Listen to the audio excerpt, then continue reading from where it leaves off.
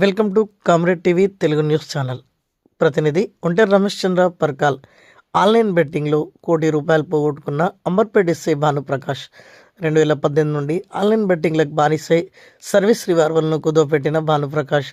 AP రాయచోటికి చెందిన Bhanuprakash Amberpet పిఎస్లో crime branch ఎస్ఐగా విధులు నిర్వహిస్తున్నాడు. ఏపీలో ఎలక్ట్రిక్ ఏఈ ఉద్యోగం వచ్చిందని రిలీవ్ చేయడానికి కోరిన భానుప్రకాష్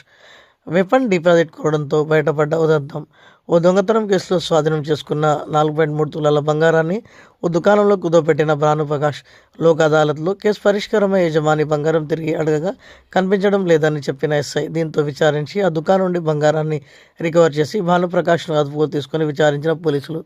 2018 నుండి బెట్టింగ్లకు అలవాటై భానుప్రకాష్ ₹1,00,00,000 పోగొట్టుకున్నట్లు, ఈ క్రమంలో సర్వీస్ రివాల్వర్లను కుదవపెట్టినట్లు తెలిపిన పోలీసులు